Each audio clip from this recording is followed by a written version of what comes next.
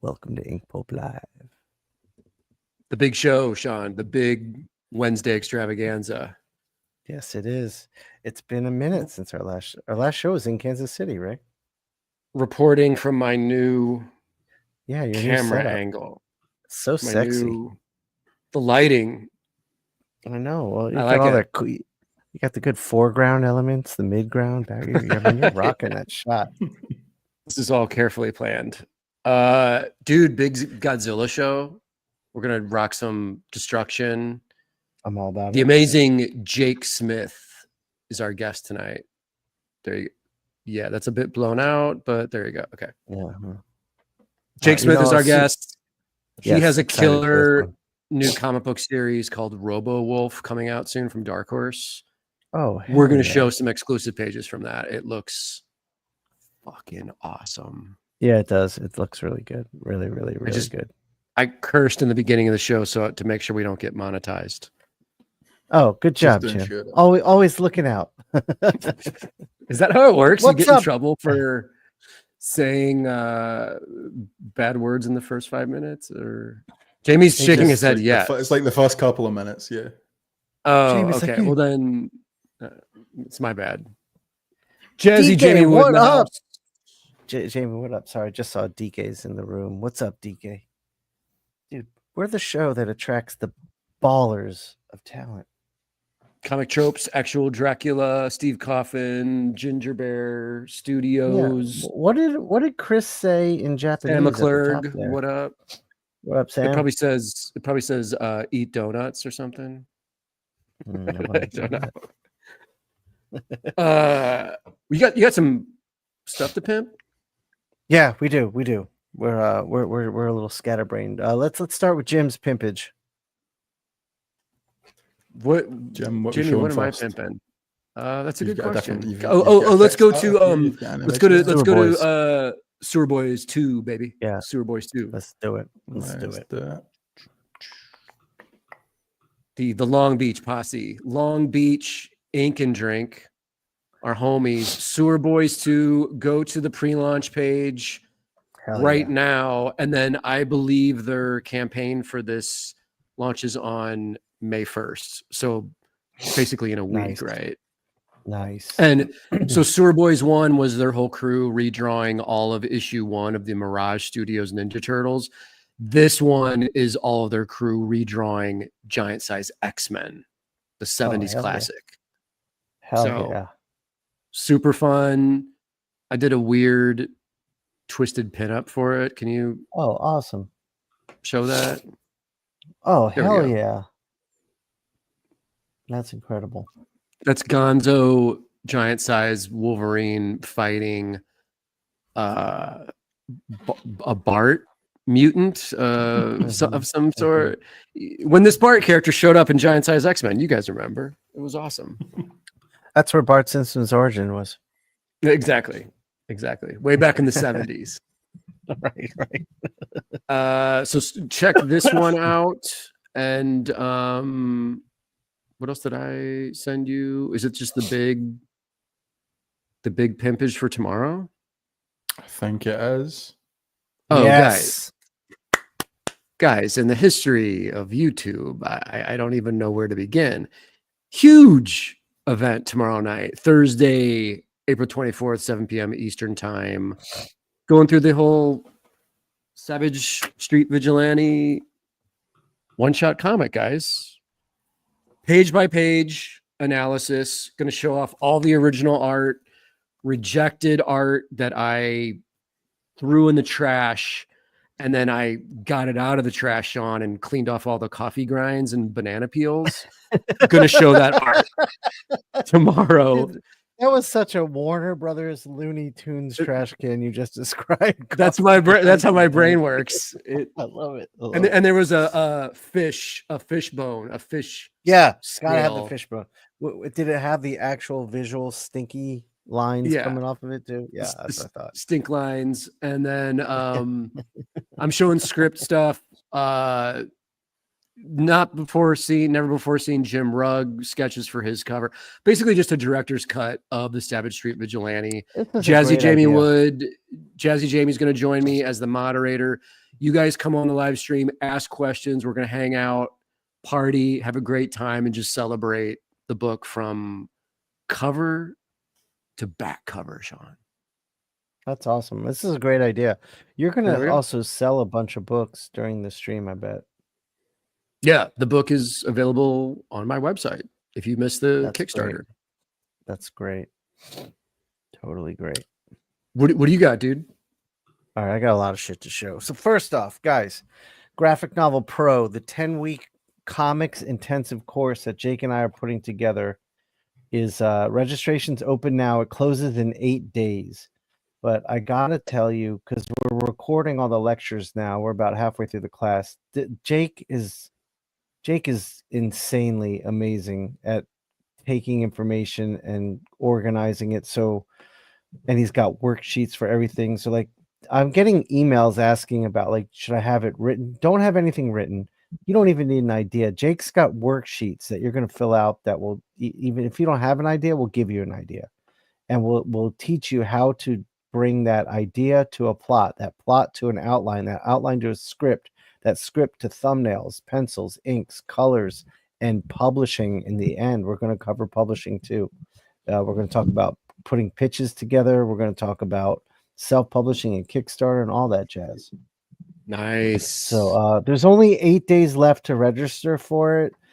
And I know it's a little bit of a high price point there, but I'm telling you, if comics is what you want to do, you're going to get more out of this 10 weeks than you would out of 4 years at art school. And that's coming from someone who taught and built a program at an art school. This is, I mean, I'm putting my money on this one. We're gonna, if it goes well, we'll do it again. But I want this to be an ongoing thing where it's like, this is the best class in comics that Jake and I that have put together. So register now. What's the next thing, Jamie? You guys got it, dude. You guys got this. It's gonna be great. Yeah, it's gonna be incredible. So real quick, Shawn, I wanted to tell you, yeah. On my YouTube algorithm, I've also been getting over the last couple of weeks, Jake has been releasing like solo short videos. Yep.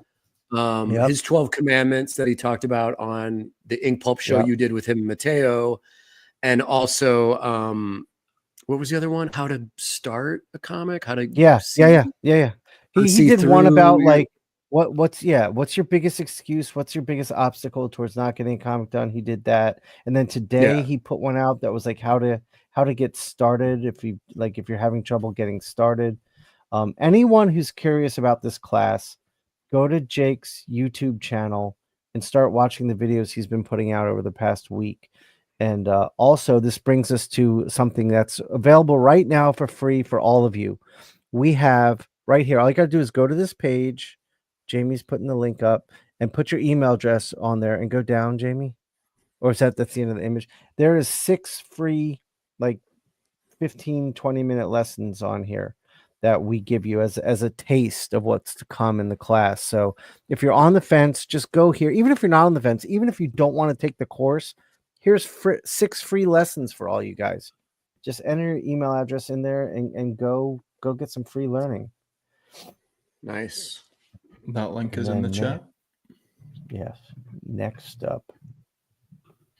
Bam, bam, bam, bam, bam. Guys, there's a big message coming from Dr. Pulpenstein and General Schwarzpulp coming in the next 7 days. A big message coming, but oh shit, we hit 400. That's great. That's great. Nice, I really, dude. Yeah, that's solid. So I really need everyone. If you haven't signed up for the notify me on launch there, please go do so. And if you have, I could really use the community's help in just spreading the word that this is out there.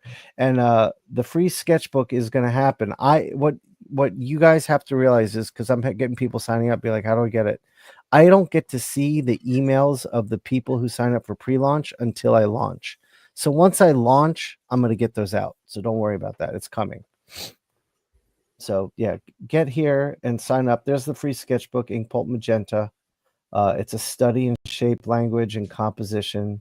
this is a nice little freebie. But the art book, Cyan, this thing is 10 by 10 hardcover and 130 pages. Scroll down, Jamie, to the Doom, and can you zoom in on that? This is going to show you art book. Yeah, it's going to show you step by step how I create something. Everything in there has got some process in it. This one, you can see my thumbnails in the final. Some have thumbnails, pencils, values, like all different stages. And I took the time to write on each page about what I was doing, why I was trying to do it. So I think this is going to be like the new way to do art books, is really give some insight into the craft of what you were making. Dude, that's the shit. I'm stoked. Looks beautiful. This is going to be great. And guys, we have we're going to Inkpulp. This page right here is going to be launching other Kickstarters in the coming year or so, not just mine, but you could probably guess who is coming here. So this page is, there's going to be a lot of shit going on in the Inkpulp Kickstarter stuff. All right. We ain't messing around. We ain't messing around, yo. No, sir. No, sir. I noticed, Jamie, you haven't hit notify me on launch, have you? I'm not logged in, Shawn. Of course I have. Okay. Don't judge me like All that. Dude, what are you doubting, Jamie? What the fuck? Just checking. Guys, we got some really cool. I got some really cool emails of PDFs of books that you all, the Inkpulp community, are doing. This book right here is a history of EDM, I think, in Ireland. And it's a really, it's got a real zine feel to it, but it's a nice history of electronic dance music. Like, scroll through that a little bit, Jamie. Yeah, like this. Oh, that looks good. Yeah, it's a pretty book, and this is actually, I think it's a giveaway they're gonna have at like a festival. Nice. But yeah, it looks super cool. They sent me this. I was like, oh, I'll put that on the show. The origins of rave in northwest of Ireland. Yeah, it looks really cool. It's a cool idea, cool book. Yeah, this is awesome. Yeah. So yeah, a few of you have emailed me some stuff. What's the next one we got there, Jamie? Brass. This is another member of the Inkpulp community. Just finished their own comic. Can you scroll into that a little bit, Jamie? Yeah, that's cool looking stuff. Yeah, it's great to see, like, the heart and soul of independent comics is so alive and thriving right now. Everyone's just out there doing it. So from what I understand, this story is about a woman, and there's a brass statue in her yard that comes to life. And I don't remember if it was a relative of hers embodied in the brass statue. I don't remember, but looks fun. Looks cool. Well done. And then what's the next one, Jamie? That's awesome. This is another Inkpulp community member, Haven. And I really like the look of this book. It's got like an anime feel to it with the coloring and some of the drawing, but it's super active. Really good action-packed looking book. Nice. Yeah, right? Yeah, some good looking stuff. Sweet color. So you guys are all kicking so much ass, and I feel like Jim and I just feel really kind of lucky to have this like platform that everyone can share. It's good to see, and I hope just this inspires everyone to keep going for it. Just DIY.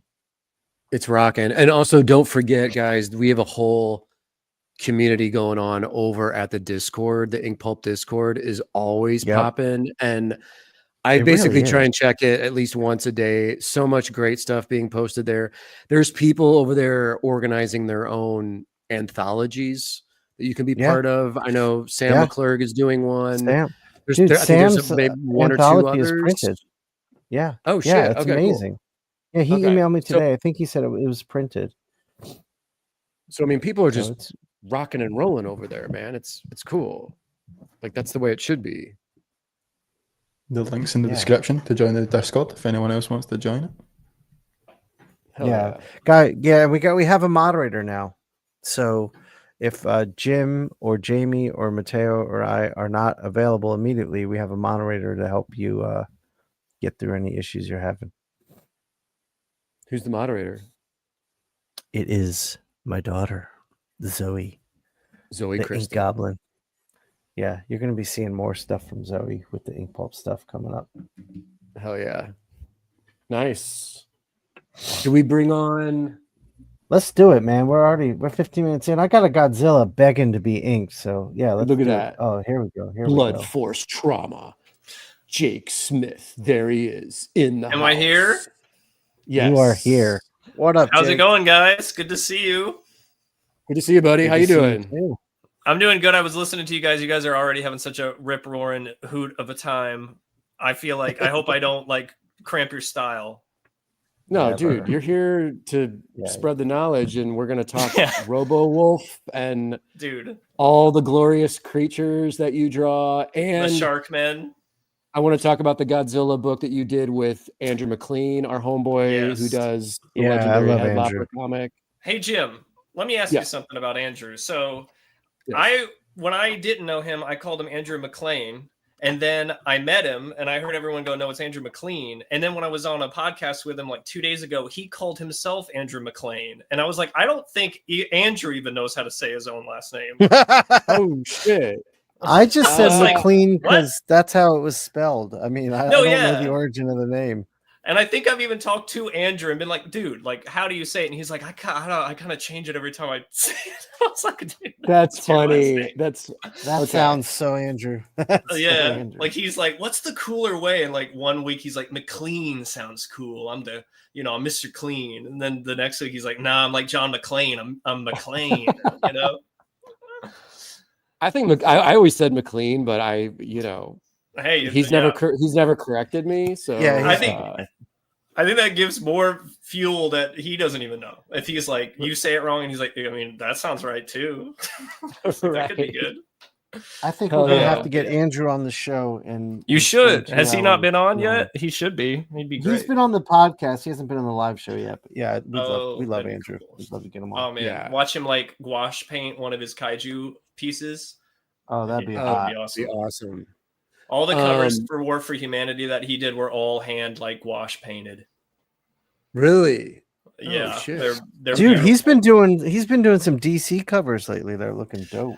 Dude, he did the New God story, and I messaged him and I was like, dude, I think this is the best. I think this is the best like layout you've ever done. And he was like, yeah, I think it was because of the script. He was like, they crammed a ton of shit into this one page, so that's why. And I was like, well, it was worth it because it looks so good. Wow, yeah. Hey man, can we? Orion? Oh, go ahead. It was Orion from New Gods. The way he drew Orion was so cool. Yeah, yeah, dude. His stuff he's a fantastic storyteller, man. He's so good. I think Apocalyptic Girl is still my favorite thing he's done. I think that's like yes, yeah, that's really good. Yeah, dude, can we show a little teaser? Did my camera get lost? What happened there? Oh yeah, just cut out. You're gone. You got shy. There we go. Jim's off the show, guys. That's it. You cussed too early into the show, and they deleted you from the podcast. They finally, they get rid of you. Yeah. You don't get demonetized. You get like deleted from this timeline. Right. Well, now I have to reconnect my Mevo camera. Was the camera plugged in, Jay? Yes. Okay. But while I do that, Jay, can we show off a preview of Robo Wolf just so we can see it? Yeah, that'd be awesome. Do you have it, or do you want me to pull it up? Oh, you've got it. Jamie has it. Sick. Yeah, just show. I think I sent you the whole issue. Just don't show past page like 8. That's the preview I've been sharing. So okay, we want people to be surprised. Oh yeah, we want them to have their socks blown off. Let's see. You better not be wearing socks when you read this, because you're gonna lose those socks. Dude, this shit looks awesome, man. And Thanks, you're writing, looks- penciling, inking, and coloring. Yeah, I made that like title dress myself, and then Dark Horse changed it a little bit. I thought it was kind of funny just to be so like, look how much shit I did in this book. I wrote it, penciled it, inked it. Like it's not, and then they changed it to just story and art by Jake Smith. And I was like, no, I want people to know how many steps it takes to make something like this. As they should, yeah, as they should. Because dude, that's so much work, man. Yeah, It's crazy. Insane. Do you have the thing, Jim, where and Shawn too, where you like, if you haven't been at the page in a while, you forget how hard it is, and it's like the first like hour, you're like, oh my god, I forgot how hard this is, and then you're like, just getting used to it, and then you completely forget when you're done with the book. You're like, that wasn't that hard, and then you're like, oh wait, yeah, you got to get back into the groove. Jamie, can you go over to the left real quick? Dude, that panel with the skull guy with the gun and then the girl, like those are fantastic. So good. Oh, thanks, man. Yeah, that's so good. Oh, like your actual drawing, you've leveled up everything that you're doing. Dude, the colors are so and the colors are so good.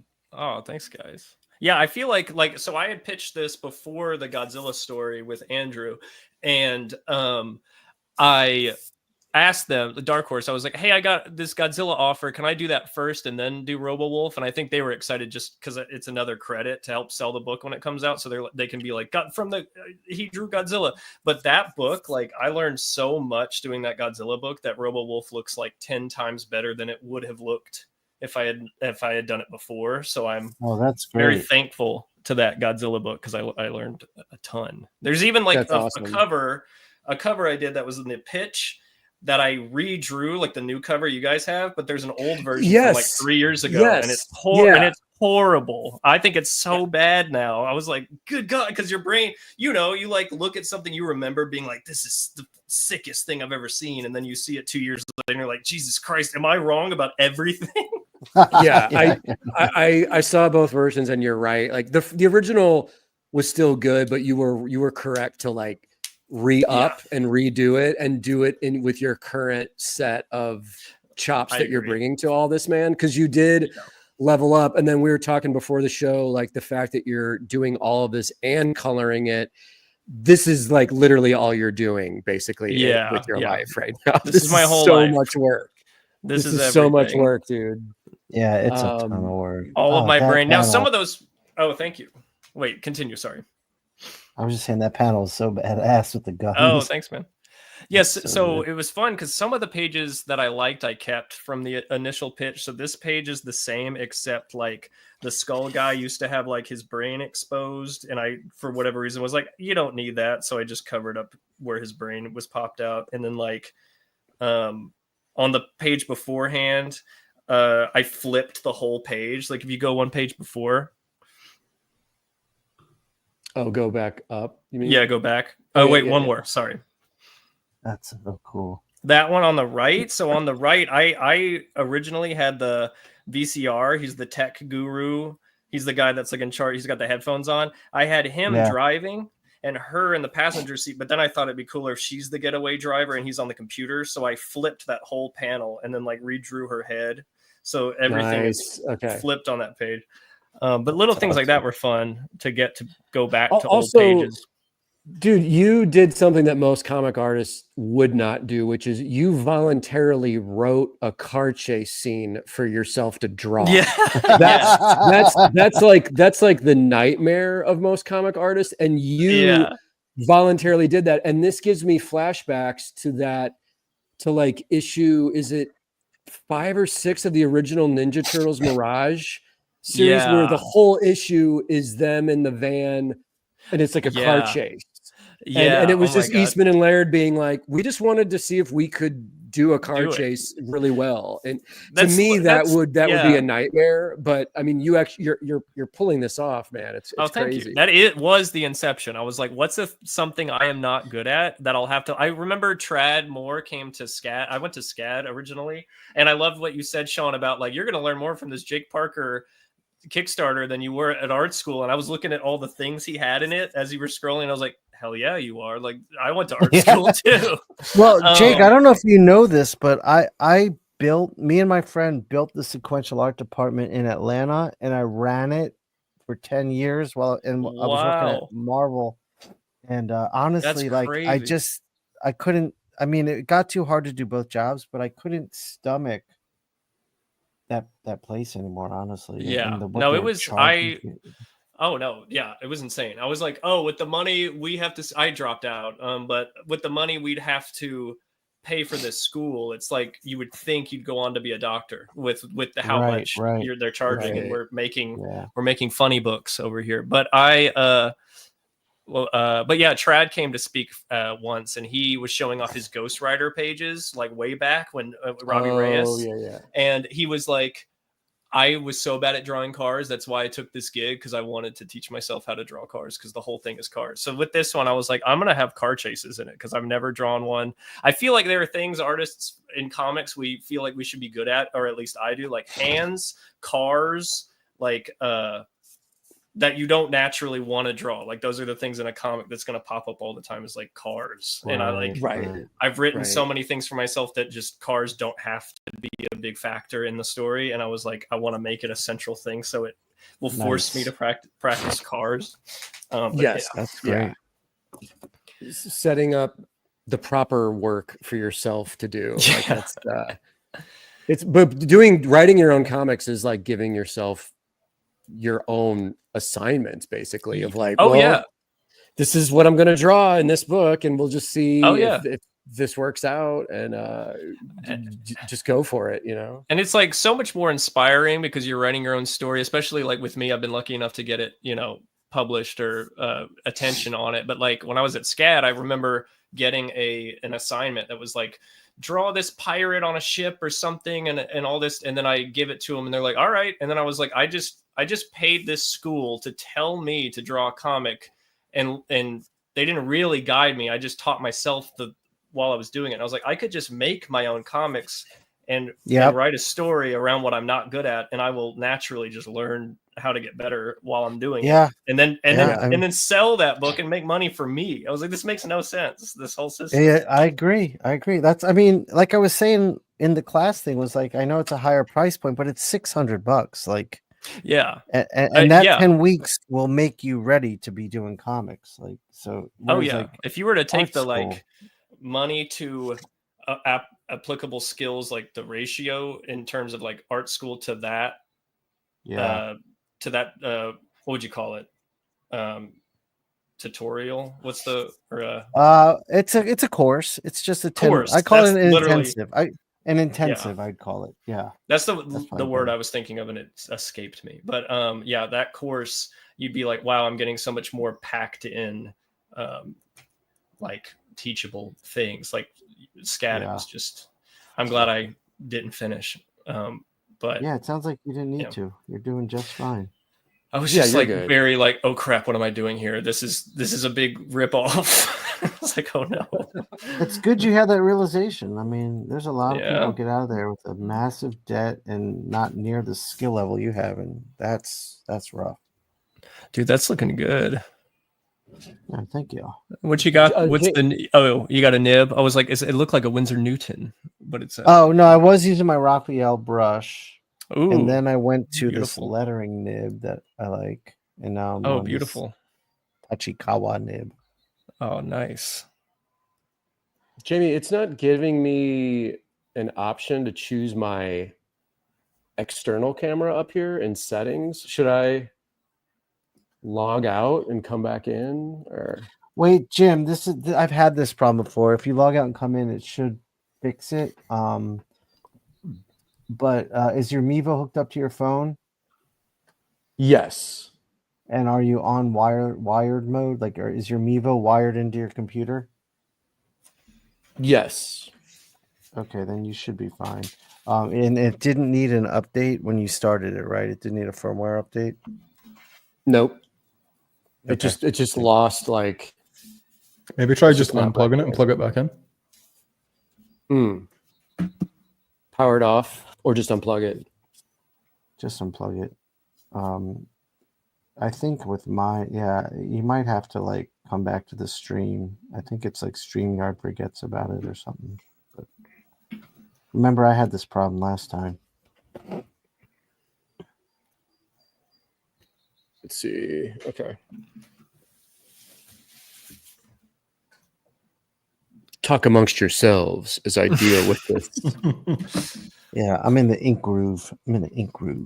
No, Shawn, I was looking at your the Doctor Doom piece you did in that that Kickstarter you were showing off, and yeah, I am not familiar with your work, if I'm being honest. I just know Jim That's personally, but seeing that Doctor Doom, I was like, oh shit, this guy's like legit. I need to look up his stuff. Thank you. I appreciate it. What are you working on lately? Like, what's the book or project? What I've been doing, and I'm sure the audience is tired of me saying it, but I'm going to say it anyway. No. Tell them whatever. I got into comics wanting to write and draw my own stories, and then like I was in comics full time after leaving teaching, doing freelance, just trying to survive. Like no matter how, like whatever job, it was just check to check. No matter what I was doing, I couldn't get ahead, and then the freelance kind of dried up, and I was like, what am I doing? I'm so far away from where I wanted to be. And this is around the time I was me and Jim were friendly, and I was looking at like Jim's career and what he does. I'm like, I need to learn to like just be my own thing. Yeah. And just put a lot of things into motion. I decided to build Inkpulp Instruction, which is my little educational business for teaching comic stuff. And that's what caught Jake's eye and got him wanting to do the class with me. Jim and I and Mateo have built up these Inkpulp platforms so we have our own like built-in audience and community. And I've learned to tattoo, so I'm tattooing now. Oh, nice. And I'm doing that. The thing about that is I can tattoo 2 to 3 days a week and cover my nut easily. So that the whole goal of everything I'm doing is to write and draw my own comics. So I'm kickstarting my art book first. I've got a couple of like art booky educational things I'm kickstarting, and then I'm going to get into kickstarting my own comics. Nice, dude. That's awesome. So that's the plan. That's great. Yeah, doing your own stuff is just every artist I like, that's where they eventually wind up. So I'm like, you just got to write your own stuff, you know? I agree. And nowadays it's like everyone's like, because of the internet, we all have these platforms that we can use to do this stuff. So it's been a lot of learning, a lot of work, but it's all starting to come together, and I'm super stoked. Oh, that's awesome. I'm just watching you draw. Yeah, it's funny, when I was penciling this out, I was like, am I going to get all into the little scaly things? And what's nice about this show is it's kind of forced me to just let go and just play as I go. So if I feel like it, I'll put some of them in. No, Godzilla. So when I was doing the Godzilla book, Godzilla's the perfect like noodling like thing. Like you can just you have to stop yourself eventually, because you can just I bet scribble little every scale. You could how hard you're gonna go that day. You're like, I really don't have time to put every scale, but I really want to, you know. Yeah, I know. I'm getting into that. I'm getting into the weeds right now, but and you can't stop, because if you commit to being really scaly, then you're like, oh well, it's got to be that scaly everywhere, you know. right. Totally. Well, luckily I planned for a lot of big black areas, and like this whole composition is based on everything being black except for like in here. Gotcha. And then this will all be white. So hopefully that comes together. So your favorite Godzilla film, what do you say? Great conversation. Jim was shocked. I just saw -1. Oh really? Yeah, and I watched it in black and white, so I don't even know what it looks like in color. I don't think I ever want to know. And I thought that was like the best Godzilla movie I'd ever seen, but I grew up on like Mecha Godzilla, Destroy All Monsters, like all those old Godzilla movies when I was a kid were just magic. Like the more like Monster Island was like the most amazing thing ever. Yeah. I was fascinated with that. And I'm such a like dork. Like I like the bad Godzilla movies just because I get to see Godzilla. Like I just hear his roar and I'm like, oh, that was awesome. It doesn't take a lot. Dude, when I'm like really into it, like on Godzilla, it happened all the time. If I'm drawing like Anguirus or something and I'm so into it, I'll do his like, he has that one. I'll just do it. That's awesome. Awesome. That's when I know I'm in the groove. If I'm doing the roars the monsters are making. Do you have a favorite monster from the Godzilla movies? It changes. It really changes. I get that when I do shows. I have all my Godzilla like merch, and I get that question. So but it changes like every week. But I love Space Godzilla. That's like a consistent one that I always go to if I can't think, because I love telekinesis. I love that Space Godzilla can. I love the scene where he picks up little Godzilla and Godzilla's like, no, and that's the whole. That's a great plot to the movie. That's one of the most solid plots, I feel like. Yeah, but I like Hedorah. I like Mothra a lot. I'm a sucker for Mothra. I love the whole mythology with the it's like so psychedelic twins. And weird. With the twins singing that Vocaloid stuff. Like it's so good. It's awesome. I love the twins having different designs every movie. Like totally. I think, but I'm like you. I love all of them. I like the American ones. I like the legendary ones too. I did like the legendary ones. I really they're their own flavor. I like that Godzilla you can kind of do, and then -1. Like that year, it was -1, which was the most beautiful Godzilla movie I've seen, and made me tear up. And then I saw Godzilla Kong 2, and it was the stupidest movie I've ever seen. That one was so dumb. Like that was the one so dumb. I checked out on that one. But I love Shin Godzilla. That was so fucking weird. I love that. That movie's great. And it's like weirdly hilarious but scary at the same time. Shin Godzilla. Like all the politics of them being like trying to figure it out, and they have dumb ideas, but it's real. And then it's just so typical that the government is such a shitty institution. Yeah. And it felt scary because it was like, oh, if Godzilla actually showed up, it would be very hard to get people out of the city, because it's so, because like in the big dumb legendary ones, they're like, go in these bunkers, and they're just right there, and they're like, no one's in the city now. right. Like, what? That's great. I love -1. But I think -1 is my favorite. I looked to my wife. We're both Godzilla fans, and we were crying. And I think it's the best. I think it's the best one. I was like, is this too early to say?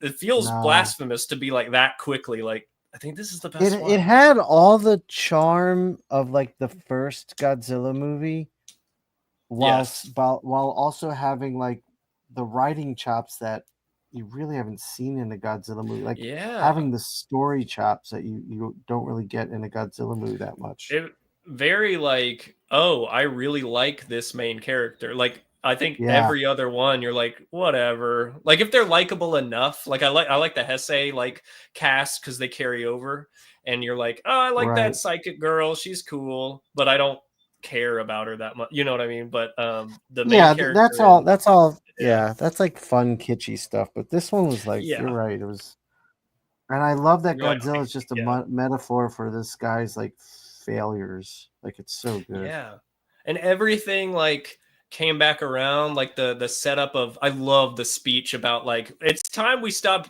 thinking it's honorable to like give ourselves to these people who don't care about. I love that. Right, exactly. Yeah, me too. Like, me too. One of the best, like, to take all these concepts that, especially in Japanese culture, like death and the kamikaze pilots and that feeling, and being like, well, actually think about it this way. And I was like, I've never thought about it that way, but it's so obvious. There was just so much. The movie was just, you could have taken Godzilla out of that movie and it would have been still a great movie. I know, but dude, but they did such a good job with Godzilla. And I'll tell you what else is great about that movie is it wasn't like a big budget film. Like, they were just very creative in how they showed stuff. It was amazing. And that was the whole point, that they did it that low budget. That was like incredible.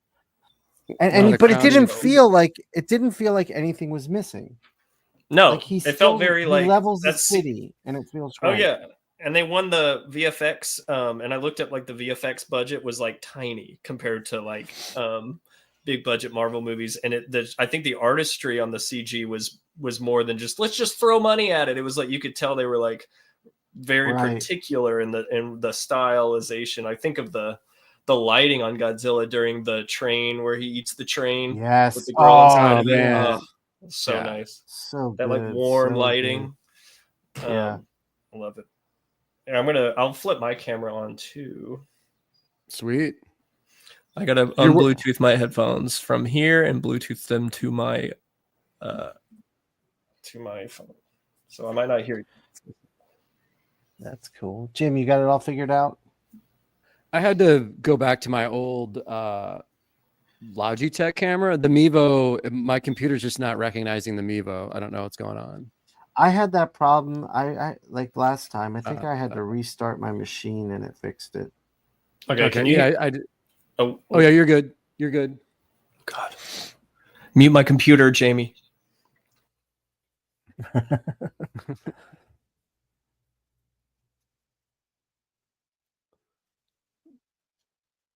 No, we can't hear you now, Jake. Oh shit. Hold on, I'll unmute your computer.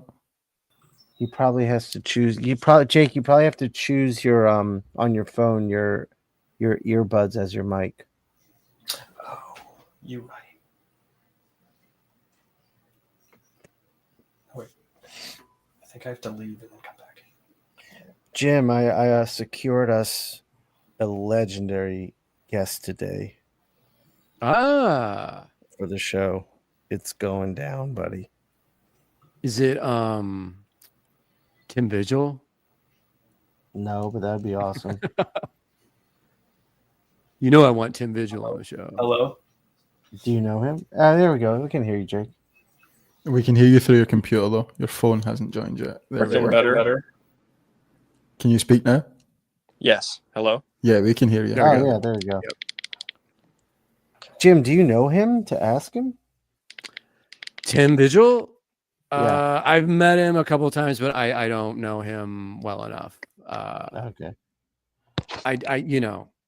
I mean, will we just do a full-on porn episode at that point? Yeah, I mean, I was gonna say, like, I'd be nervous. Like, what would happen?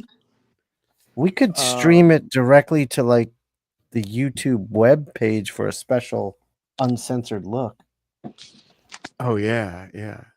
So I don't have any Godzilla piece that I'm working on currently, but I just got out some of the War for Humanity pages that I did. Yeah, let's see them. Oh yeah, let's go through these, man. Hell yeah. Got this double spread of Minya about to get killed by the Andrew created this like mushroom kaiju. Wow. Yes. Yes. And then Andrew put all his favorites in. There's Manda and Gorosaurus down here who does not get enough play. I don't know if have you guys got awesome, man. Have we what? Have you gotten to read this one or no? No, I definitely want to pick it up though. Yeah, I've read this one, dude. Oh, you have? Okay. Yeah, it was fun. It's like the mushroom guy brainwashes all the kaiju with his like goo that he like barfs on them, so they're all like their eyes are all spirally because they're all taken over. Great stuff, man. Thank you. That's Let's really pull this cool one up. stuff. So when Andrew pitched it too, he Oh, pitched it wow. that Mecha Godzilla shows up, but for whatever reason, Toho was adamant about it being Mugera, and we were like, okay, can we give him a chainsaw? And they were like, sure. Fantastic. Holy shit. So that was fun. That's awesome.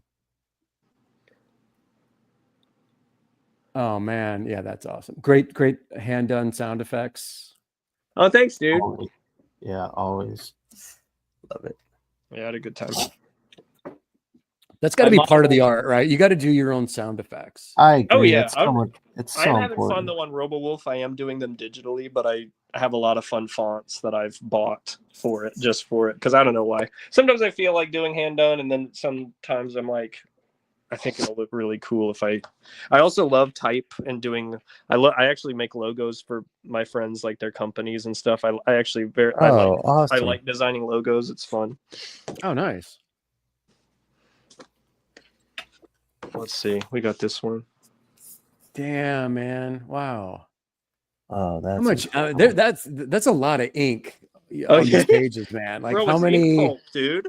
Yeah, you're Exactly. investing some time in these pages, man. It's great. Oh yeah, I got like a little bit of flack from my editor, like on this book, and then I think what it was a lot of people at Toho and IDW got let go in the midst of this book. Like there were mass like layoffs during this time. So I think he was just worried, and he was like, "You're taking too long." And I was kind of like, "Hey man, this is Godzilla. I'm just gonna go as far as I want to." Yes. Yeah. Good You're for like, you, man. why don't you not worry about what I'm doing and just let me do my thing here? Yeah. Like I'm rocking some Godzilla pages. Yeah. Let the ink flow, baby. Let the ink flow.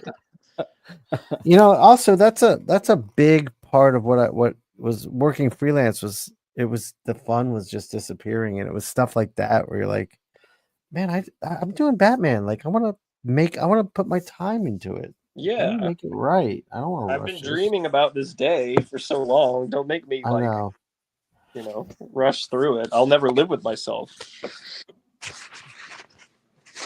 And then there's, just quickly, guys, we got a $5 super chat there from Dominic Glover. He says, "Oh, how many Kickstarters a year? How many Kickstarters a year would you need to just do your own projects?" I mean, I'm trying to build a means to where I do one a year, but I'll have supplementing income from tattooing and art sales and other stuff too, and Inkpulp instruction and everything. Wait, what was the I've run a few Kickstarters. What was the question? I'm sorry. The question was, how many Kickstarters a year would you need to just do your own projects? When I was doing Blood Force, which Jim held up earlier, I did all of that on Kickstarter. And when I was doing that, I did 2 a year for that book. But yeah, like Shawn was saying, I storyboard on the side that kind of like helps with rent and all that. So it's hard. Like even like pros I know can't, do only Kickstarters and do like if you've gotten to that, but it's a slow grind. Like Jim, your Kickstarters didn't Vigilante do like really well? Yeah. So it did well, but at the same time, it's like I can't just live off that. So I'll do one book like that a year, one Defective Comics one shot a year. Every October is my plan to do the actual Kickstarter campaign. And then in the meantime, I'm supplementing my income with, freelance cover work, freelance illustration, selling original art when I can, commissions, whatever. But yeah, doing Kickstarter full time, I don't know how I would attempt to approach that really. Yeah. So it's hard. I feel like even with just like fulfilling everything, like if you were to do that, like that's always the thing that becomes so stressful is the getting all the orders shipped out. I don't know if but I've talked to different people. Like Ryan Brown has a really good system when he does Kickstarters. I didn't even do like on my first Kickstarter. Remember, I didn't even do like shipping labels where you get them on like stamps.com or whatever. I went. Oh wow! Oh my god! Like, print every single one, and it took like 6 hours. Jesus. And then at the end, the guy was like, there's websites for this. This was like 10 years ago, by the way. But he was like, there's a website shit. Okay. And I was like, oh, I'm so sorry.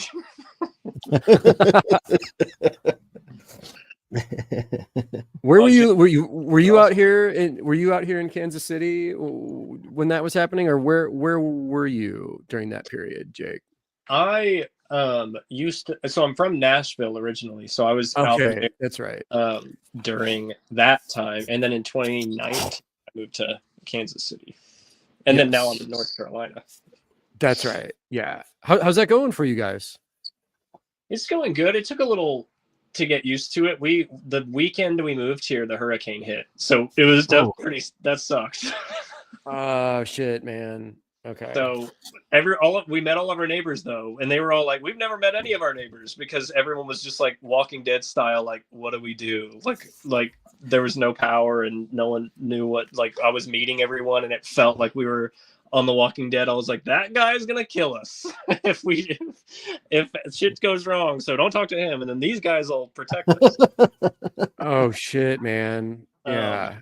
But it was fine. We didn't have power, didn't have water for a little while. But then, are you in the Asheville area? Yeah, we're in Asheville. Oh, do you know cool. Jeffrey Allen Love? He lives out there too. Say again, Jeffrey Lowe? Jeffrey Allen Love. Love, yeah. No, I haven't met him, but I know him. Oh, yeah, he's in that area. Was he a SCAD guy as well? I don't think so. Okay, I thought I saw. Okay, but yeah. But since then, it's like I feel like things are getting back to normal, and we've settled in. So I like it now. It's very pretty. The mountains are beautiful. You know. It's beautiful there, man. So in 2018, I was moving out of LA, and one of the places I actually looked at and went to was Asheville. Oh, nice. And I thought it was gorgeous. I just didn't really know anyone there. You know, I would have basically moved there without knowing a single person, and I just didn't feel like that was the right. Oh yeah. At the time. No, at like 2019, the year that we moved to Kansas City, we almost moved here then because my wife loves it here so much, and I felt the exact same way. I was like super anxious about it. I was like, I don't know anyone. I knew Baldemar Rivas, and I was like, he lives in Kansas City. Can we try living out there first? And then we lived there for like 6 years, and I'm glad we did because I made all those connections. And my storyboarding job is for a guy in Kansas City. You know Hunter, Meat Canyon. I storyboard. Oh, of course, yeah. Papa Meat. Yeah, Papa Meat, dude. Yeah, so he's my he's my income. You know what I mean? That's my job. Okay, so you're still doing stuff for him? Yes, I storyboard pretty much everything he makes.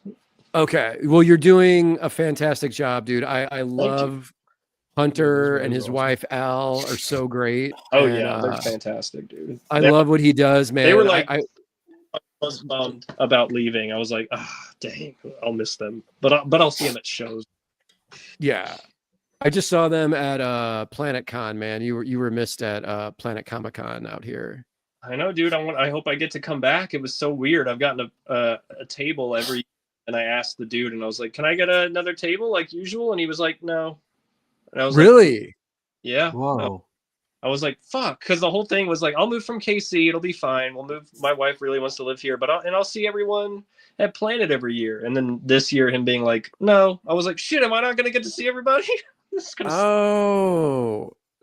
Jake, let me tell you something. I'm not going to throw my power around or whatever, but do it. Let me talk to this guy. Let me see, because we need you back for next year, dude. Like that's stupid if you're not here. Like that's dumb. I was pretty bummed. I was trying to get an explanation. I was like, why? I mean, I've done the most things I've ever done, like in terms of like credits. I was like, oh, is it like I'm not big enough or something kind of thing? And he was like, just budgetary. And I asked Kyle Strom, and he was like, that's not true. It's like that. So I don't know. Just quickly, guys, we got another $5 super chat. This time from Rock and Roller Rankins, who says, I think this is for you, Shawn. Are you going to be tattooing at Dallas Fan Expo? I want to get tattooed by you and buy prints from you and Mateo. This is a good question. So I spoke to my art dealer today. Fan Expo in Boston has a tattoo section. So I'm looking into that. And my art dealer thought I was asking about Dallas. I said, well, I didn't even know if they have one. So if they have a tattoo section, I'm looking into maybe setting up one appointment on like Sunday of the show. So if you're not on my newsletter, please get on there. Just go to inkpulp.tv and sign up for my newsletter. And Jamie, will you show the image of the tattoo design I did yesterday that I sent you before the show started? There we go. Whoa. So I'm really wanting to get into like these type of like black and gray tattoos, and I was really happy with this design. That looks sick. Got my shape language. Thank you. And I mean, this is all graphite, so the black areas would definitely be solid. There'd be a higher level of contrast in the final, but yeah, this is where I'm leaning into. I'm really wanting to get into like some stippling and bold line work in the focal areas. So I've actually, it's funny. I'm doing, when I was at Jim's for Planet, I was looking through a sketchbook and I was like, there's so many little fun doodles in here that would be great to tattoo. Like it'd be good practice for me. And my apprenticeship is coming to an end, so I'll start charging soon. And I was like, let me just bang out a bunch of these Jim drawings. And so for the next like 2.5 weeks, I'm tattooing Jim's stuff on people. And then after that, I should be hopefully charging, and that's what that wolf design is for. I'm gonna start like doing designs and putting them out there, see if anyone wants to make an appointment to come and get it. Oh yeah, dude, man! I can't wait to look out. I can't wait to see these things coming in. The ones you're doing of my characters on people. It's yeah. Awesome. I mean, tomorrow I'm doing our buddy Jason Turner, who hooked you up at Planet. Oh yes, driving in. Yes. Where he's either in Kentucky. I think he's in Kentucky. He's driving in from Kentucky for that one. Yes, I think he's a Kentucky guy. That sounds right. Yeah. So basically, guys, I've forced Shawn into tattooing my weird ass characters onto people. It's kind of cool that like we can bring Inkpulp into the tattooing world. Like after this, I was like, "Oh, that's awesome." I should see if Mateo has any doodles lying around. That makes the most sense. I love that, like homogenizing like comics and graffiti art and tattoos. And yeah, all that shit needs to. I always imagine like a shop that's a tattoo comic shop, like, but they also, I don't know, like that would be so sick. There is one. Jim got us invited to a shop in New Orleans that is a shop and a comic shop and a tattoo shop. Man. Oh yeah, the Sisters in Christ. Yeah, yeah. We that's gotta awesome. Figure that out. I really want to go there. We gotta figure that out. We need. Are there any good Louisiana conventions? I actually I've never thought of that. Yeah, there's a fan. Jim, you did one, and then there's a fan expo in New Orleans. But Jim, what was the one you did? I just did a couple months ago, Jake. I did Lafayette in Louisiana, and it's a smaller, kind of more intimate Comic-Con. But it was great. They had me, Rob Guillory. Oh, nice. Nick Patera, cool. Cody Chamberlain, and that's a good lineup. A minimal amount of kind of the celebrity type thing, but everyone there was so sweet and accommodating. That's awesome. And it's funny, man. Like they I guess just because of budget reasons or whatever, they flew me out on a Friday, and I did the show Saturday, Sunday, and then they flew me home Sunday night. So they, no fuss, no muss. You're in, you're out. Which it was actually kind of cool to just do it that way. And I was back in studio on Monday working. Oh, that's awesome. So I had a good time. Had 2 great nights of eating meals with the old homies. Made some money, and then I was back, home, just doing my thing. So that's awesome. Yeah, nothing's worse than like a 4-day or 3 or 4 day show, but you've got to go up the day before the show starts and leave after, and it becomes like a full week of not drawing, and you're so rusty by the time you get home. Yes, I hate that feeling, dude. I just came from DC Con, and then back to back went to C2E2, and then I've never been more rusty in my life. And oh shit, I was at C2E2. I had no idea you were there. Oh, you were? Oh man, dang. Well. I'm sorry. I'll see you next time. We'll hang out next time. Yeah, that sounds But I wrote on my desk because I was so rusty, and I've been just trying to shake it off. And I wrote a thing to myself that said, "Never be rusty again, please," on my desk. I was like, "Don't let this happen. Bring your sketchbook to the show. Draw the whole time. Don't get this." There's nothing worse than that feeling of like, I don't know, my hand doesn't know what my brain wants me to do. I hate that. Right. And Jake, what was the show you said before C2E2? Which one? I did a Awesome Con in DC. I did that last year. You did that last year? Yeah. It's okay. They set me up, so it was nice. And my friend lives there, and the one who helped me write Blood Force, Hiram, he lives in DC, so I just stayed with him while I did it, and so it ended up being a fun show. But it's not like the biggest money maker ever, Right. But it was fun. Yeah, and we had a good time. Oh, good. Okay, cool. I have fun. That's all it's about, It's hit or miss. I feel like with shows, you never know. You never know. But C2E2 was good. C2E2 is always good, at least for me. I feel like. Yeah. Jake, your mic. Are you touching your earbud? I might be. Oh, there you go. Am I better now? I think I had my finger on it. I'm sorry. Yeah, it's good. It's good now. God, I'm such an you guys are so professional. I'm just so nervous talking to you. Whatever. We're just a couple of clowns. We were filming a commercial today. Just like, we are so stupid. I love it. We're the dumbest guys. So what's our assignment for today? Oh, we'll do this, and then we'll fart. and we'll make a whoopee cushion sound, and then do a pratfall, and then that'll be the commercial. That'll be the promo. You guys do need a soundboard for this podcast. You know how hilarious that would be if you were just like, Inkpulp. Don't get me started. That might be the next move. that would give Jamie extra power of just making fucking weird sound effects while we're doing our serious drawing here. He'd just be like, I don't think you guys want to do that. I don't think that's a good idea. Just like a slide whistle. Yeah, exactly. Yeah. Or like a car horn from the 40s. Yeah, jalopy. Yeah. What is this show turned into? What's going on? I like cutting like a year from now, and it's just fart noises, and all the fans are like, "This show has really gone down the tube." Dude, it reminds me of there was an episode of Family Guy where there was this NPR show, and Brian and Stewie took it over, and it just became the worst trash news talk show where they just had like stupid noises and sensational guests. That's hilarious. Exactly I think of the Sunny episode where they start a podcast and they're like, it's going to be, and they're talking about the war, and then D can't help but like press the laser sound, and it's like pew pew, and he's like, I like that. And then yeah.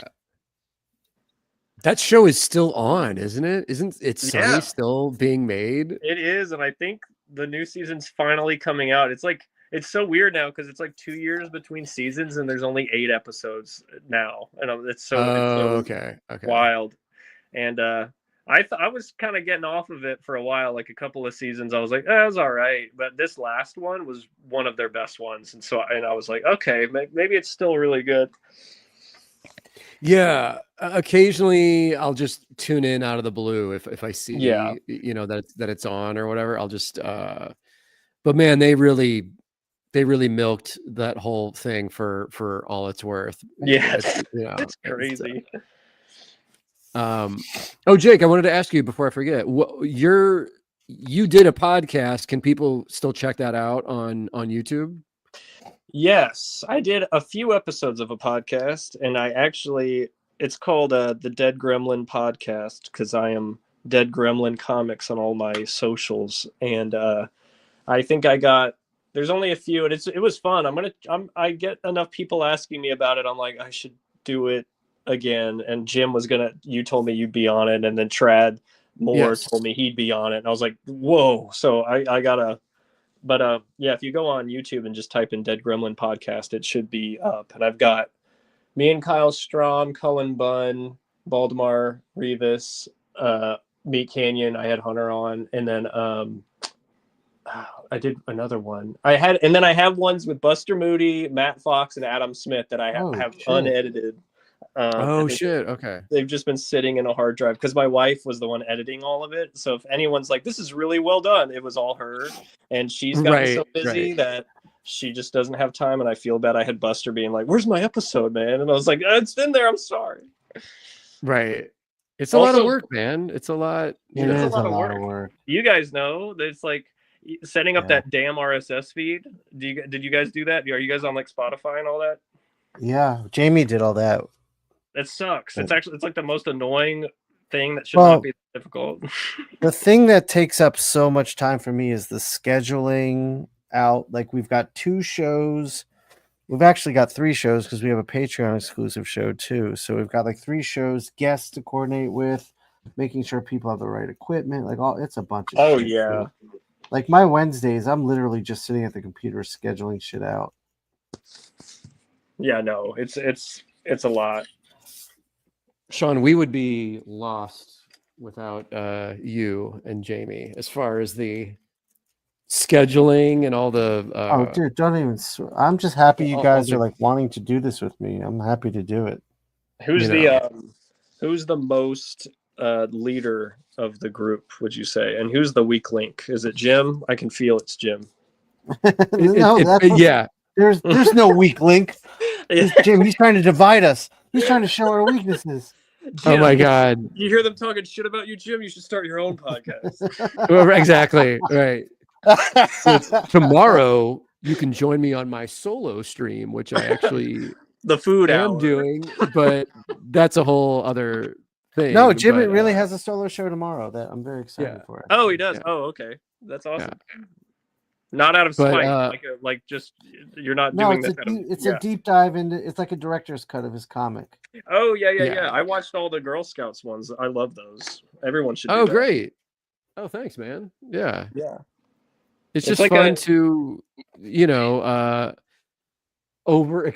not over explain, but to go on a deep, exploration of like what you're actually doing and trying to do with this stuff. I mean, it's the craft, Jim. It's all the craft. What I almost Hell yeah. thought would be interesting, like maybe you'll do this, but I almost want to like keep a little notepad of what I even like was watching while I made each page, because I don't know why, but when I go back to a page, sometimes I look at it and it'll come right back, and I'm like, I was watching Street Sharks while I drew this. Yes. You know what I mean? Yeah. I feel like Yeah. it's interesting to somebody, maybe, Yeah, I think that's just great. That's Like, I crazy, was- especially with music, man. I can look at stuff I drew like 20 years ago and I'm like, I can be like, oh, I was listening to that Tribe Called Quest record when I inked this page. I specifically remember that. That's It's awesome. very sense memory, like Yeah. music Yeah. and I totally know what you mean. Yeah. shows. In the pandemic, I went through a serious Columbo phase where I rewatched all of Columbo, the 70s TV show. Oh, that's awesome. Nice. While I was working on the Girl Scout series at that time, and Wow, it was fun. It was just, that's cool. Jim, That's was it the cool. Beastie Boys that got you looking in that direction? probably yeah.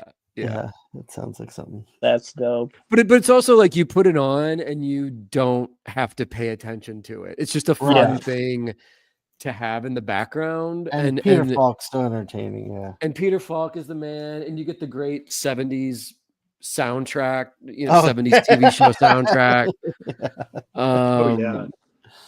And every episode is basically the same plot. It's great. It's awesome. Yeah, I mean, Godzilla movies are kind of prime drawing movies because there's so much of especially the old ones, so much of them that's kind of boring until the monsters show up. So you don't really have to watching, and then you can take a natural break when the monsters start fighting, and then you go back to drawing again. Yes. Yeah. Or anime is good too.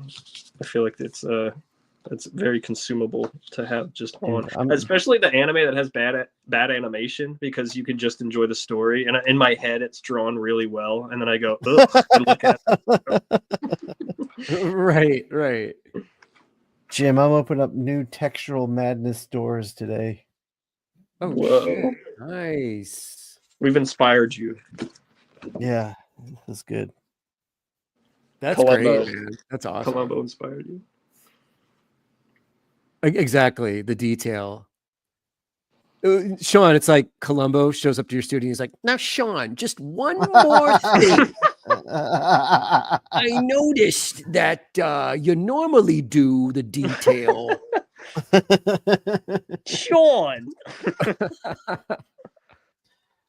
My wife said the darndest thing the other day. It made me think of, it's like, what is he saying? I think we got Jim's next show, just him doing Columbo, everything in Columbo voice. Hey, maybe we should just do that for Inkpulp Live, or tomorrow night. You should do your whole director's commentary in Columbo's voice. Now, okay, you should do that with no explanation. You kids like comic books? Savage Street Vigilante is the book for you. You should be. Now, one more thing about this book. There's some love-making scenes in here that might not be for everyone. Columbo, but you're like appalled by the violence. You're like, oh my god, this is horrible. Right. Jim, has anyone taken gotten weird with you about the sex stuff in the book? Not at all. Good. No. Not even no one. No shit talking. No. Then why even do it, Jim? Right, exactly. No negative reviews. No, I think people know what to expect from my weird brand of That's stuff true. that I'm doing. You know, which Hell yeah. hey, I think I'm doing things right. If people, No, yeah, You are. You're definitely doing things right. you're doing it great. Don't let Shawn tear you down with his negativity. See, he's doing it again, Jim. Jamie, you should get a soundboard. You are the star of this podcast. I'll just cut in and interrupt everyone with sounds constantly. Dude, these originals look awesome. I just put your camera up there to see these pages. They look sick. Oh, thank you. Yeah, I pulled some out because I didn't know about the glare, but I really didn't want to pull out every page of the book, so it's a little glary. Wow. Could you try and hold your phone horizontally to see if we can see more? Horizontally, like that? Like there we that? go. Yeah. Nice. That looks awesome. Oh, dude, that's so cool. Little Minya's like, no, Dad. Daddy. Hey, Jake, did you say what you like to ink with? Like, what were you working with on those pages? So I use this Pigma FB brush pen, and then I use microns. And then I've been dabbling in nib. I really want to get into it, but I have this. Where did it go? I forget what brand this is. You might know it. I think it's a pretty generic Japanese brand, but I feel like the holder is very whatever this brand is. I don't know. The holder looks like a Tachikawa. I think it's a G nib. Yeah, G nib's the type of nib. It's probably a Delita or a Tachikawa. Yeah, so I've been testing that out on certain things. I'm trying to do like on Robo Wolf. I wanted to invoke very like Rob Liefeldian kind of inking with like the right or 90s ink style with that, like the way they do chrome. Perfectly hatched inking. I love that stuff. So. I had Dana Warren Johnson told me my inks on Godzilla were rougher than usual, and I was like, oh, and I don't know if that's good or bad. So, but I did try to be cleaner on Robo Wolf. I don't know if that was a bad thing or a good thing. Oh, he's referring to this work you're showing right now? Yeah, he was like, oh, you're going a little bit not as clean, kind of like scratchier. And I think I just draw sometimes, and I was just doing what felt right. And I was like, oh, so now I'm Robo Wolf just is cleaner than these pages. Coming from him though, I would assume that that's a compliment because he has that's what I would say. Yeah, he's got the scratchiness, to his ink. Yeah, exactly. I think I just overthink. I'm like, what did he mean? Well, he's like, you're trying to be me. Yeah, you're trying to step on my toes. Hey, only I draw nasty. I'm like, oh, listen here, punk. This is the DWJ look. Right. And then this is the shot of the mushroom guy throwing up the brainwashed liquid all on Rodan. Oh yeah, you gotta have that. Cool. Look at you gotta have that, dude. We've all done that. Like, come on, look at that. We've done that. You ever done that, Jim? Dude, that's badass. My last acid trip looked like that. That actually, Jake, that's how I got Jim to do the show. I just vomited that brainwash material all over him. You just threw up in his mouth. Inkpulp Live was born. He said, I don't know why, Shawn, but after you threw up in my mouth, I want to do this show. Jake, do you have a schedule for like you're able to do a page a day, a page every 2 days? Like what do you... I used to be very like, oh, I've got to do a page a day like all the greats or whatever. And then I was like, I've just become more comfortable penciling one day, inking the next day. Okay. So that's what I do. And then on my ink day, to make the inking more fun, because I'm coloring this book too, I've been like alternating, like I'll ink for 20 minutes, then I'll color for 20 minutes. And usually by the end of that day, the page is inked and a page is colored. And then I've been trying to do that because nothing's worse than having a huge chunk of colors at the end, because it's the most mind-numbing, tedious. Coloring is like fun, but once you've got the color palette down and you're just repeating it over and over again, it's the most, it's pretty tedious. So I'm trying not to do that. Just quickly, guys, we got a $2.69 super chat from West Coast Avengers. Says, did you see you're talking about Dave. Jim's sex stuff? Yeah. West Coast Dave. What's up, buddy? He wants to know more about your sex stuff, dude. You're talking about Jim's Jake, sex you're stuff. doing the microphone thing again. Are you tapping? Oh, I am? Oh, my bad. You hear it? No, I didn't hear it. You hear me now? I heard I think that was just the Yeah. pages ruffling, but it's all good. Oh, that was The a page okay. ruffling. I'm sorry. I'm not professional. You're good. Dave, Yeah, it's all good. we're not elaborating on any of that stuff tonight. That's for the stream tomorrow. Savage Street Vigilante sex stream. Oh, sex tomorrow. stream. You better call it Yeah. that. You'll get way more views, dude. Yeah. We're rebranding it right now, Jamie. We're Sex Street Vigilante. Better. yeah. This could be the most watched live stream in comics. Did he say sex? I'm in. Jim, you missed the fun dinner, a few fun dinners in Chicago, but the Jorge Corona, Morgan, and Declan Shalvey dinner was fun. Oh, I'm sure. Those are all beautiful people. Yeah, it was Wonderful really good. people. We're gonna try to set something up for New York with that crew. I'm down. Jake, are you doing any shows? Any other shows this year? You going to Heroes Heroes is in your neighborhood, sort of, right? Oh yeah. No, I'll be at Heroes. Yeah, it's like 2 hours away now. It's awesome. That's like I think that's my favorite show. That's the best comic book show in the States. Yeah, I'm just gonna say it. Like that's the the best. And I don't know. I actually don't know if it. I mean, maybe for you it is, but for me, I don't even think it's money. It's just the vibe is awesome, and like all the best artists are there, and like it's just the most fun. Like my first show I did way back, I just happened to be at like the Felix crew booth. Like I was tabled next to like Kyle Strong when Kyle was with Felix. I was next to Kyle and Ramon and James Herron and Daniel Warren Johnson, and it was like my first comic show I went to. Like bought a table, and I was like, "What? How is this happening right now?" And Matt Wilson, awesome. the colorist, was on my left, and he was amazing. And talked to him. Matt's great. Yeah, Matt's great. So since then, maybe that's why it's my favorite show, just the nostalgia. But I love that show. That's awesome, man. Yeah, it's the best. It's like a family reunion show because, like you said, like everybody's there. Yeah, you know, all the cool people. And then I signed up for New York, and I think I'll get in. I've got some connections in case that I have talked to some people about, like, hey, just hit me up if you don't get in. We'll try to get you in anyway, because I didn't get in last year. I also heard a bunch of people. Jake, you're on Inkpulp Live now. It's all gonna go. It's all gonna change. It's gonna change. Yeah, I've hit the. This is it, Mom. I've hit the big time. There's no sex stuff, Mom. He's just kidding. Just quickly, guys, we got a $10 super chat from Nathan Campos. He said, wanted to say thank you for all the awesome content and info. It's my 30th birthday and wanted to give a small gift. Will you guys ever release a full list of all your ink tools? Happy birthday, Nathan.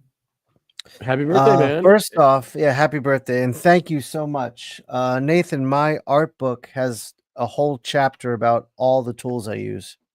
So definitely get on that Kickstarter of mine. And we talk about it on the show quite a bit.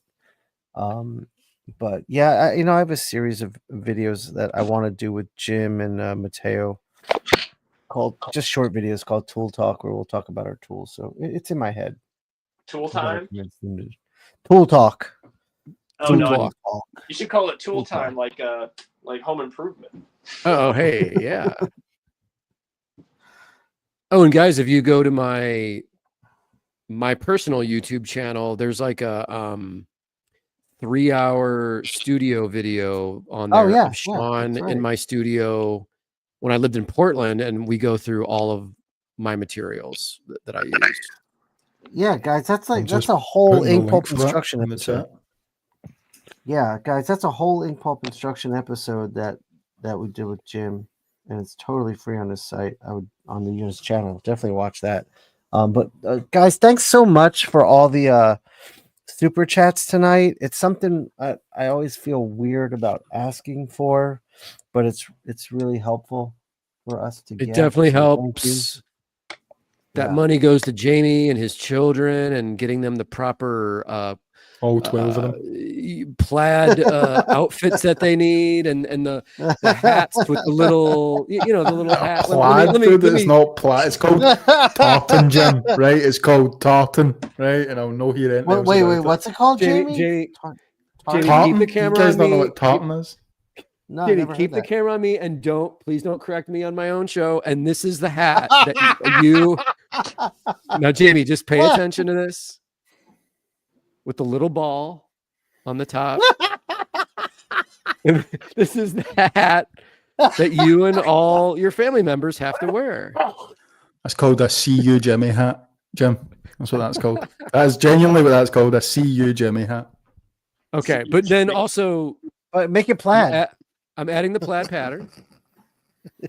That's not called plaid. That's the fucking tartan, guys. Come on. Step it's it up, plaid. dude. It's no fucking plaid, Shawn. It's no. Wait, that's some Americanized bullshit, and I won't stand for it, guys. I'm fucking riled up. A tartan. Tom Williams commented a tartan cult. A tartan cult. So TAR. I'm like here, guys. I'm here. Keep pushing. I'm here. Tartan cult. Okay. Wait, Jamie, have you watched the show Jim and I were talking about last time? What one? What was it? Dark the Garth Marenghi thing?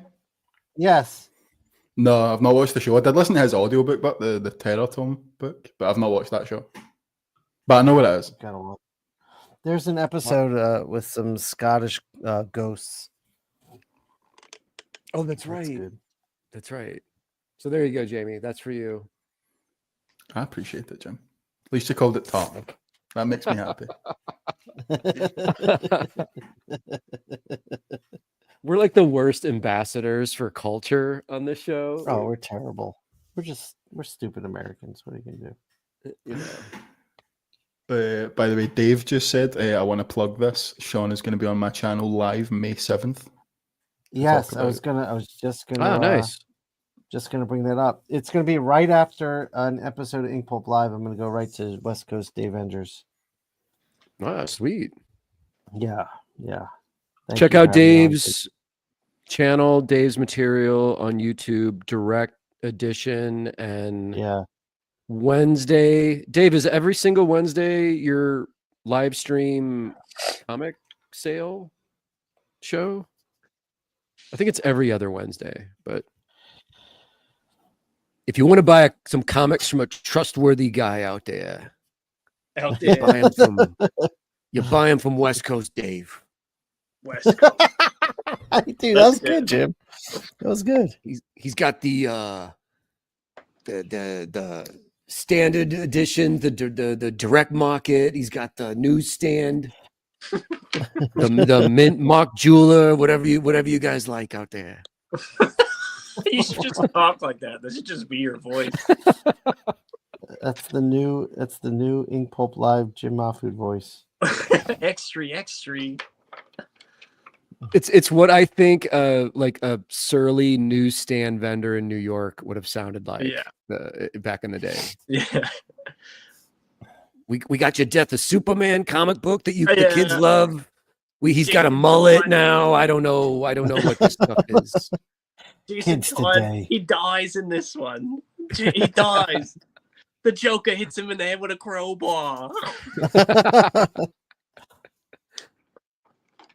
He's just spoiling comics at his newsstand. Right. Now, Jake, I'm old. Shawn and I are both very, very old, as you know. I'm old enough to remember when DC did that actual gimmick where you could call the 1-900 number and vote to have Jason Todd live or not. Did you vote? You know, I asked my mom, and my mom was like, "We're not paying for that." Oh, you had to pay to vote. She knew it was a scam. Yeah, you had to pay. It was like a 1-900 number. You had to pay to call in. I didn't know and that. cast your vote. You know, it's like $2.95 or whatever. My mom was like, "What is it now? No, you want to kill a child, son? Please, mom." And you talk like that back then. Please, mom, I gotta kill him. He's the worst. I hate Right. He's the worst. He's the Right. worst. What would you have voted for if you had been able to? I would have been pro death because everyone hated Jason Todd. He was an annoying little asshole. Yeah. He stole the Batmobile's tires. Was that him? Exactly? Oh, okay. Yeah. Yeah, that's right. No, wait. Or was that you're right? Dick? You're right. I don't remember. No, you're right. Okay. Someone will correct us in the chat, or some comic person. What is like silly thing? You think Batman would have like a safety thing against his tires being stolen? You know. Exactly. Like you get electrocuted or something. Like you touch it and you're like, and you get zapped. But so the thing is, though, in the 80s, like after they did kill Robin, when Batman went solo, you got the awesome Detective Comics run that Norm Breyfogle drew. Yeah. And it was just Batman alone fighting like weird psychos in every individual issue. And it was great. It was awesome. You're like, oh, so I preferred Batman solo. Yeah. You know. Yeah, me as well. But I like the Batman Incorporated with Damian a lot. I think he might be one of my favorite Robins. Oh, yeah. Just because he's a little punk and he's like mean. I like little mean Robin. Right. That was Grant Morrison, right? Yeah. And some of Chris Burnham, when Chris Burnham did that book, those were some of my favorite pages. Yes, Chris. I love his stuff. Yeah, has he been on here? He's great. He's hilarious. He hasn't been. I would love to have more. He hasn't yet. I need to. I'm just realizing that I didn't see him at PlanetCon. Oh, dang! Was he there? I'm wondering if because he lives out here, right? Oh, yeah. Is he here? Yeah, he lives there. He's very reclusive. He's hard to get to hang out. I'll try. Okay. I'm like, Chris, come on, and he'll be like, we had lunch like once in the 6 years I was there, but I asked him a lot. But you know how we artists are. We get in our groove and we're like, no, I don't need it. I don't need anyone. Don't you disturb me. I'm making art. Right. So Jake, okay, so you did how long in art school? You were there for a year or so? I was there I did my gen ed stuff, and then I did 2 years and I left. I didn't start my senior year. Okay. Yeah. And then how did you get into all of this? Like, how did you get stuff going for yourself? So, beginning of senior year, I did a Kickstarter for my book, This Offbeat Town, back in 2016. And I did like a few pages and I was kind of ready to give up. At that, I wouldn't have given up, but at that time it felt like I was going to give up. And I was like, I'm just going to put this book on Kickstarter, see if it does well. If it does well, I'll do it. And if it doesn't, I'll do something else. And it did really well. And I was That's kind of Andrew. Andrew had the same story. Andrew McLean? Yeah. Oh, nice. Yeah. Because he did his first headlopper he did forever ago did really well. Yeah. I forgot that he started on Kickstarter too. But yeah. And it's inspired me, and I was like, oh, it's nice to know with crowdfunding that you like, if you want to pitch something to a publisher, you can, but if at the very bottom, if no one picks it up, you can always go there and be like, okay, I love, or start there. A lot of guys are so big. Yeah, that's where my mind is. I'm like, I've been really racking my brain to think why I would ever go to a publisher right now. Yeah, I think for me, I've done so many Kickstarters that I am so sick of hauling all these books around, and I'm like, hey, if Dark Horse wants to just print it for me and then I order it from them, that's nice. And then it doesn't stop you from also doing a crowdfunding thing if you want to at some point. Like if I want to make like maybe a deluxe edition of Robo Wolf when it comes out or something, because like that's what Andrew did with a couple of his books. He kickstarted them, and then the public, I was talking to Daniel Warren Johnson about it. I was like, why are you at Image, Daniel? I was like, you'll make like 100K or more a Kickstarter. Why are you, and he was, I think it's the convenience that Daniel was like, well, I know they'll pick it up. And that's like a nice, safe, like good feeling to just be like, and you don't have to handle all the that is the annoying part of the Kickstarter, is the fulfillment process is really like time consuming. So I could see. Oh yeah. Oh yeah. Sure. But yeah, if you're like Andrew did Snarlagon on Kickstarter, and I was like, "Are you gonna pitch it?" Oh yeah, like, that's right. I don't need to. He made so much money. He was like, I don't need to do that, you know. So but yeah, I did that book, and then from then I got some like little gigs on some small books, and then me and Kyle Strom pitched our graphic novel Into Radness to Dark Horse, and Kyle wrote. Yeah, I have that too. I forgot to grab that. That's a great book. Thank you. And then while we were doing that, I was like, hey, to our editor, I have this book I've kickstarted and it's just sitting here. You guys want to do it? And they were like, sure. So it went straight to trade, and then pitched them Robo Wolf, and they were like, sure. And now it's issues. So I feel like I've been like getting a little bit, now it's like going to be out in stores, because the straight to trade thing, it never really sells. Like it didn't make a lot of money. So it's so interesting. If it goes straight to a trade, it just, I guess that there's no hype about it or something. But yeah, it's strange because you only have that one opportunity to hype the trade, and with as outdated as it sort of is, the advantage of a mini series, having floppies come out, is you have this momentum of hyping each issue. You get an issue number 1 out of it, which attracts the attention of collectors and stuff, where a trade is just a trade. And I think people feel like, well, I can just buy that trade at any time. I don't have to buy it the week it comes out. It'll always be on the shelf. And when you do a series, it's more of a special event. I agree.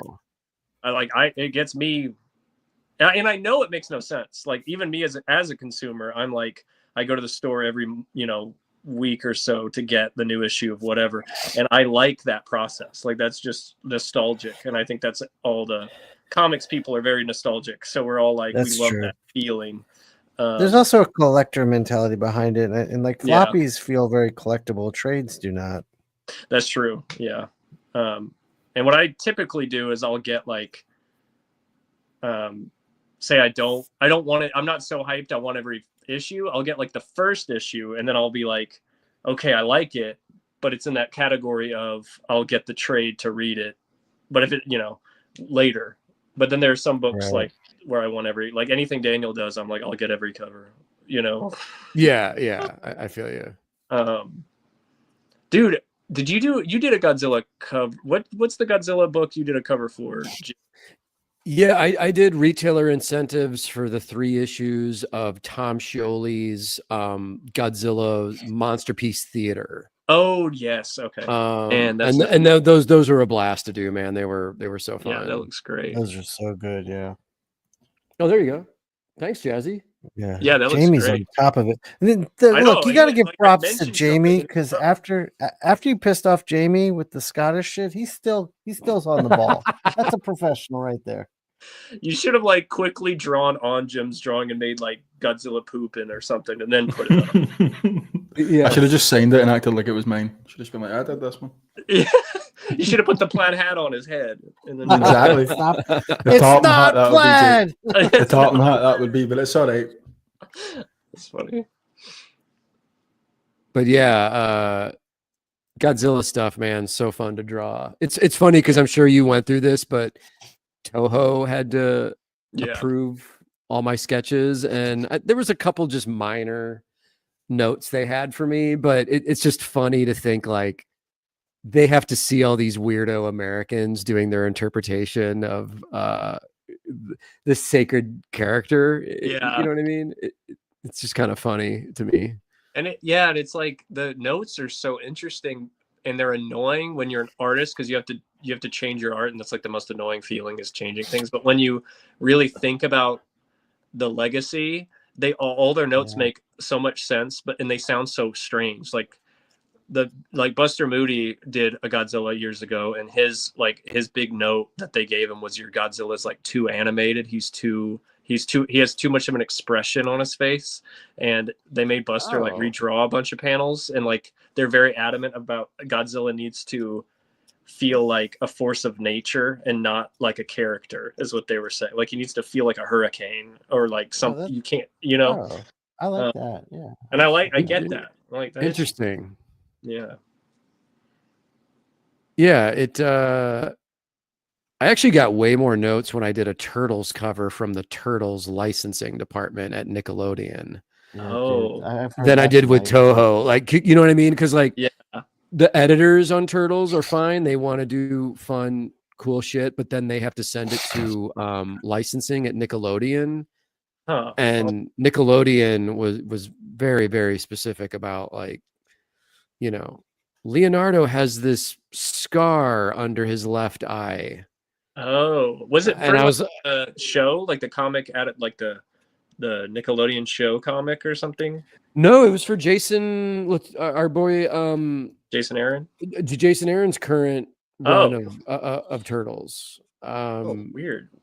It's his book has been so different. I feel like it would be up to Jason to tell you what to, you know. Yeah.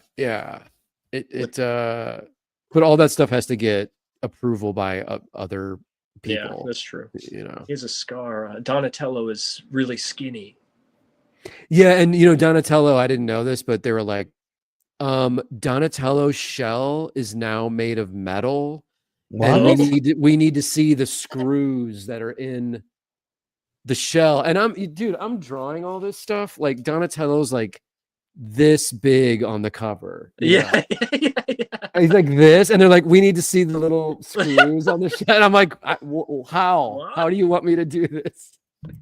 And the editors are like, just zoom in on it digitally and put it in there, and don't worry about it. We just need to like get them off of our back. So that feels like some like we had people at Toho that were giving us the craziest, most specific notes, and then that whoever that was got let go, and then new people came in and they were super like lenient, and I was like, it felt like that first group might have been like tryhards. They were like just trying to find stuff, you know what I mean? Oh, okay. Yeah, because they were like, Godzilla's spines are too spiky. Like they said 40% too spiky, and I was like, what does that even mean? 42%. Yeah, they were like his nose is 38% too small or something, and I was like, that's crazy.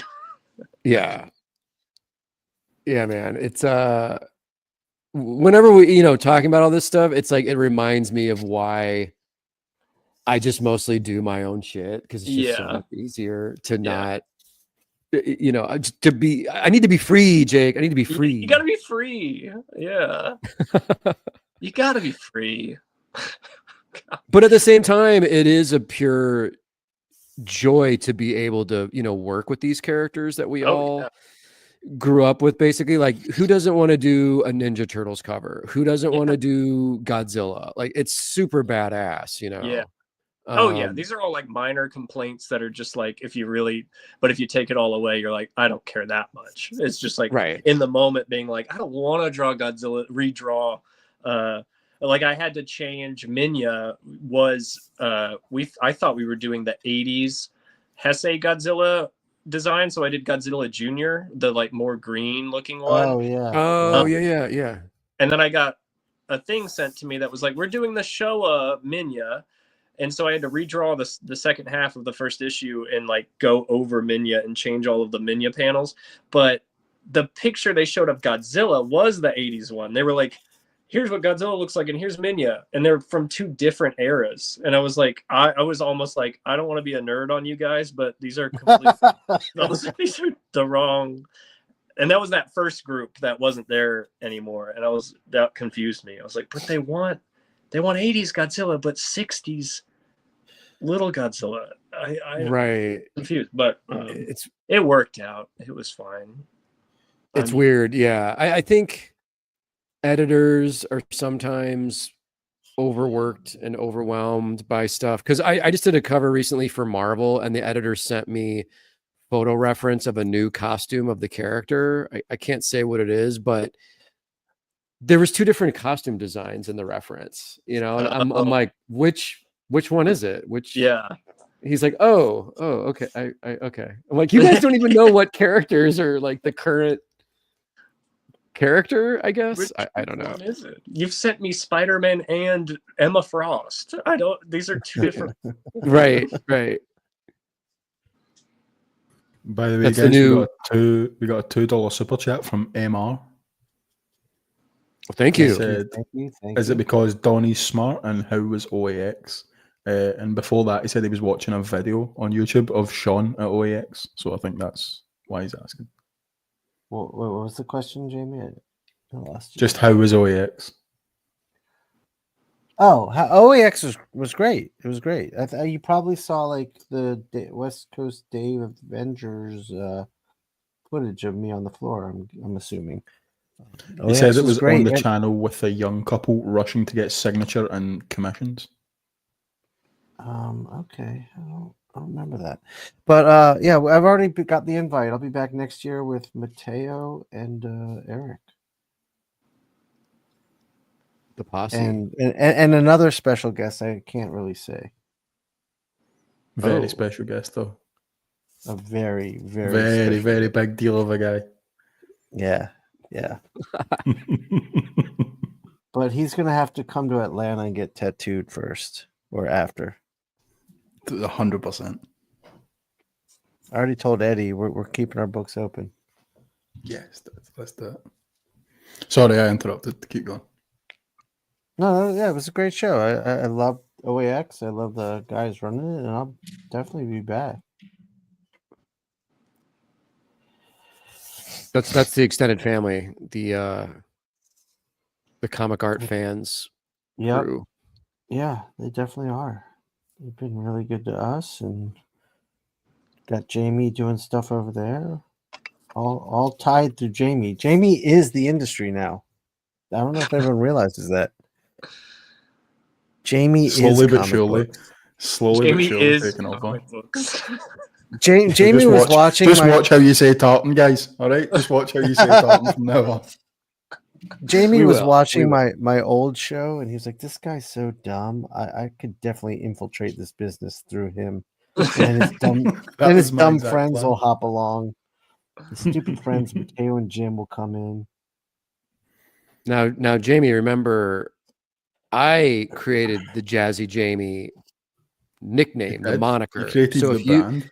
So if you monetize that, if you become famous, I get a cut of all the merch and all the residuals and for Jamie with merch. Everybody. Yeah. That's all Jim, I don't think you understand. Jamie's working on AI versions of you, me, and Mateo so he can kill us and then take over Inkpulp. Oh shit. I didn't think about that. Jake's next on the list. Jake taken out. I think I did it. Sorry. I think I did it. I did Godzilla. Oh, that looks awesome. Sick. Wow. Thank you. Nice, man. Jesus. That looks so good, dude. I loved how you did I saw what you were thinking through the splatter in the top right. I liked watching that whole little process. Cool. That was just a giant fuck up that I saved myself from. But it looked cool. I thought it was like, he's done this before. This is like his move. No, I learned from Jim. And in fact, the last episode, I had to have Jim coach me on how to do it. So today I was like, I'm just gonna go for it. Yeah, it looks good. Thank you. Awesome, I really like Godzilla's the eyebrow, the row of scales of his eyebrow. Those look really cool. Thank you. Yeah, those are fun. He's smiling so far. I guess I'd be in trouble. He's emoting. Yeah, he's too happy. Look at this weirdness. I love that. Where'd that other guy go? So I recreated. I'll show you my reference. I recreated this poster of the Godzilla amazing versus Kong. Just because I think that's so fun and so weird. So good, dude. And then I also did. A pencil study Godzilla. Oh, nice. Oh, damn, Jim. And then this Psycho Godzilla. I love it. That's awesome. To start the show. That's great. Also, I just saw Corin Kaiser's in the house. What up, Corin? How you doing? Thanks for popping in here. We got to get Corin on here to draw one day. We can just all watch him. There's no point in drawing next to him. That'd be awesome. Jim, I want to trade you something for Psycho Godzilla. Dave, we can arrange that. Dave, I need to have access to the archives of some of the weirdest comics that you have available. You know, like the weird shit, the perverted Dave stuff. So. Sent me something on Instagram. I'll pull it up for you guys in a minute. Okay. And guys, all the live drawings that are left, I'll have at Fan Expo Dallas in a few weeks too, if anyone's interested in the past few episodes of drawings. Nice. Jake, when does issue 1 of Robo Wolf come out? It drops May 21st. May 21st? Yeah. Dark Horse Comics. Nice. And then Dave said, oh, sorry. Oh, go ahead. Go ahead, Jamie. No, I was going to say when Dave said he wanted to trade you, this might be what he wants to trade you. This is his involuntary Human Torch. Whoa. Involuntary Human Torch. He doesn't want to be it. He's like, please, I don't want to be this. Like, no, I didn't want to flame on. Damn it. That's amazing, Dave. Someone in the chat is saying, wait, Robo what? We're talking about our guest Jake Smith's new creator-owned book, Robo Wolf, coming out Which is gorgeous. 20, what was it? May 21st. May 21st from Dark Horse Comics. Jamie, can you just show the cover again from the PDF, please? Because we have new people joining us, I think, is what's happening. They're like, Robo, huh? You guys, come on, Robo Wolf. It's obvious. Do you not know Robo Wolf? Robo, what? Who? Oh. Jake, what's the not to put you on the spot, but what's the elevator pitch for Robo Wolf? No, I'll tell you. So it's Robo Wolf is about this cyborg wolf man and his crew of bank robbers, and his adorable wolf daughter has been kidnapped, and they've got to rob this bank to pay the ransom to get to her kidnappers to get her back. So the whole book is like them going across this crazy like 80s like arcade video game city. All these like super gangs and like crazy boss characters are trying to get, so this van is full of money and everyone hears about it on the news, so all these psychos are trying to get their van that's full of money, and they're trying to get across the city to save his child. Wow. Okay. So it's just fun. Like if you like Streets of Rage or like 80s arcade beat 'em up games, it's kind of like me trying to invoke that feeling, you know. There is a bit of a Double Dragon vibe. Yeah.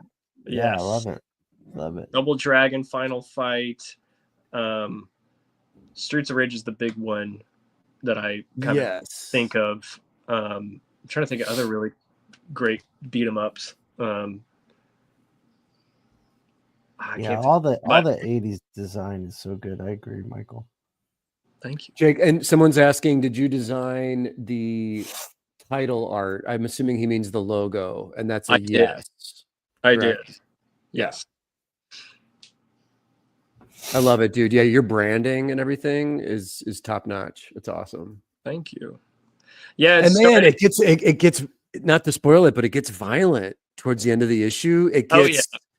And that's the shit that I love. Obviously, it gets gnarly. It gets real good. Yeah. I want you to be very like on the edge of like, are these guys even the good guys? Like, I want you to be like, fuck, that's kind of messed up, but you like them, so you're like, well, I guess whatever. Yeah. What was it? Oh, what was I gonna say? Dang. Oh, but so fun thing. So in Blood Force, the main character, Zap Daniels, is like a video game nerd. And I did this thing in the back of each issue where there's these fake video game covers and like a description of the video games he would like. And they're all like kind of making fun of other video games. And one of them was Robo Wolf. I think they're printed in the back, but so I did that cover art just as this fake 80s beat 'em up called Robo Wolf. And then, you know, I don't know if you do this, but if I'm drawing anything, I naturally just create a story in my head, and I sometimes get back to it or I don't. And I started writing Robo Wolf after I did that cover. But yeah, if you look, there's like that first one was Ninja Borg, and then this one at the bottom is making fun of like Pac-Man. Ninja Borg. That's the shit. Okay. That's awesome. Munchy Munchy Man is like Pac-Man. From 1988, of course. Yeah. Nice. Yeah. Nice. And then we thought this one was funny. That if you read that description on that other game, there's like, it doesn't make any sense. It's just the logo, and the whole thing is like, trust us, it's really cool. And you don't know what the game is. Dude, Monkey Hammer. Yeah, Monkey Hammer. All of these have some of them more detailed than others. They all have at least some kind of thing that I'm like, if I ever had infinite amount of time, I would make a comic about that. And then this is our Sonic ripoff, Tony the Fast Badger. Tony the Fast Badger from 1984. That's amazing. That's hilarious. Jim, you got Erwin Papa. Thank you for the Sewer Boys 2 shout out. Oh, of course, man. I'm stoked for the Kickstarter. So, Erwin, that launches May 1st, correct? The Kickstarter. There's an early Robo Wolf right here. Yeah, so that's nice. That's the inception, and then I made that little pixel art thing next to it down at the bottom to be like, oh, if it was like, this is what it would look like. And then the logo changed a little bit because I got some good notes that were like, the B looks weird, and so I was like, okay, and I changed it. Right. Oh, dude, you got some Juan Gedeon? Oh yeah, Juan's art. Oh shit, yeah, Juan's great. We've been trying to do a book. We've been trying to do a book for a while. He's just always so busy. Little Baltimore Revis and Brandon Graham. Yeah, man. Nice. I don't know how I got Brandon Graham at all. He just DM'd me and was like, I'll do one. And I was like, why? That's awesome. Dude, Brandon's such a champion of independent comics. Oh yeah, for sure. I think he's like he gets so excited, wants to like be a part of it. Yeah, Aaron Conley. Conley, hell yeah. He's a beast. He's done 2 Blood Force covers. He just loves it. I remember he read it and he goes, "Did you write this?" And I went, "Yeah." And he went, "This is amazing." And I was like, "Oh, thanks." Nice. He was really drunk and he was like, "You're so you." And I was like, "Well, that's the best compliment I could get, probably." And then Trad, look, we got here. Trad Moore. Come on. I know, bro. I tried to get him to do a Robo. He has done a piece for every book I've done. He did an Offbeat Town cover. He's done a Blood Force pinup. He did a Godzilla cover. And I was like, "Can you do Robo Wolf? I want one for everything." And he was like, he's like taking the year off from variant covers. He's just kind of burnt out on variants. And I was like, right. Yeah. I'm sure everyone asked him, dude, our boy Kyle Strom. That's great. Yeah. Very and this is amazing too. Armand Harden. Yeah, so that's my buddy from art school. We were both in sequential art together. He is now an art teacher, but he has this crazy. You should look up his Instagram. He has like no followers, and it sucks because he's so good, but he just doesn't pursue it like as hard as like everyone else does. But he has the weirdest, funkiest style, and very like, and he was doing it first, but very like, how Trad's getting all psychedelic and stuff. Oh, like, completely. Yeah. Very reminiscent of that. And it was fun watching Armand get like different. Like he used to draw exactly like Paul Pope when we were at school. He was just aping Paul Pope, and then he just kept evolving and weirder and weirder. And he's awesome. And I have pitched him many books. I'm like, please, let's do something. And he just, doesn't have the time. Yeah. But one day. That's great. That's wild. Yeah, awesome. Dead Gremlin Comics. Yeah. Oh yeah, man. Thank you. Love what you're doing, dude. It's super solid work, man. Really I love it too. You're doing great stuff, Jake. Thank you. Really nice. Yeah. And man, Jim, it's about that time. Look at my filthy drawing table here. It's gotta be. It's gotta be filthy. What are you doing? Yeah. You can't have clean. That would be super weird. That would be weird. I'd be like, you don't even draw your own stuff. You fraud. Right. Guys, are we... Oh, Erwin Papa says Sewer Boys 2 is May 6th for the Kickstarter launch on that badass project. Oh, so what Armand's Instagram was. Let me grab... Oh, wait. Oh, we're on my phone. I was like, where's my phone? Oh, I'm doing it on my phone. Oh, shit. Do you want me to look real quick? Yeah. It's just Armand's art. Wait, let me see. Yeah, actually show it up. That would be cool. I would... Jake left. Is Jim still there? Jim? I'm here. I'm here. Okay, all right. Went quiet. It's Armand's. It's just Armand's art. Armand's art. Yeah. Okay. Everybody give him a follow. His stuff's awesome. You know, I want you to flash him up on screen because it's crazy. Let me see. If you are able. Yeah. I just wanted to. Yeah. Let me try and pull it up properly. Yeah.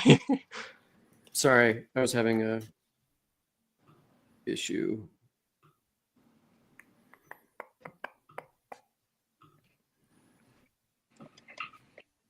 Oh, there we go. Oh, his page is private? Oh, is it? Oh. Yeah, I mean, I'll follow, but Dang. Armand, that's what a are you tease. doing? That's a tease. Okay. Yeah. He's That's got a the lot one? of dicks and vaginas on there. Okay, there you go. Oh, I don't know what we can show then. Yeah. There's a lot of sexual nature stuff on his page. He's very like that. But if you see one that's not that much, he has a really great David Lynch portrait that he did. Jimmy, scroll down Let me just see if I well, can- never mind. Let me see if I can find it without scrolling past everything. Yeah. Armand. He would love. I'm gonna send I him get this. lost. He'll love that you guys are like, oh, I don't know if we can show it. He's gonna be like, yeah, that's right. I'm a badass. All right, real quick, I gotta address Jonathan Lopez. So Mass Appeal, Jim. I think I was nerding out with you about this. Mass Appeal, Nas's record label, is putting out 7 hip hop albums from the greats this summer or this year, and they're gonna be insane. So Jonathan's talking about that. It's a Nas and DJ Premier record. It's a Mobb gonna be Deep dope. record, a Big L record. Yeah, dude, it's all gonna be dope. A Mobb Deep record with Alchemist and Havoc are putting that together, and there's a Big L record, and Big there's L? a Raekwon record. Yeah, Big L posthumous album, a Raekwon record, Ghostface Killer record, and there's one they're not announcing yet that I'm pretty sure is Slick Rick. And that's Oh my 6. God. I'm forgetting one. It's sick. It's sick. Slick Rick the Ruler. Yeah, I can't wait. I cannot wait. I'm ready. I'm always ready for new shit. Hell yeah. Hell yeah. Yeah, that's right, Nathan. I did Kirby Crackle and Godzilla. Combining the king and the god. All right, let's wrap it up here. We did it. It's 9 o'clock. We did it, guys. Oh shit, we're good. Yeah. Thank you Jake, all. thank you for joining us. Congrats on the new book. We're all going out to buy the first issue. Robo Wolf, gonna be the shit. Oh, thanks, man. Come back anytime and hang out Yeah. with us, man. This was awesome. No, this is awesome. This is super thank you, fun. Jake. Yeah. Oh, Jake, can you Thanks for coming what's your social real quick? Dead Gremlins? Yeah, Dead Gremlin Comics with an X is my Instagram. And that's pretty much that's all I use. And then my YouTube Dead Gremlin podcast. If I've got some stuff on there, it's very old, but mostly Instagram. Okay, cool. Awesome. And MR, don't worry, you can poke my titties. It's all good. What? We're not getting into that. We're ending the stream right now. God damn it. Jazzy Jamie, thank you. Shawn, thank you. Are we good to go? Yeah, Good to go. yeah, we're good. Oh, and guys, one let's final do it. reminder, please join me tomorrow, 7 p.m. Eastern on my YouTube channel, Savage Street Vigilante Creator Commentary Behind the Scenes live stream. Join me. Yeah. Hell yeah. We're out.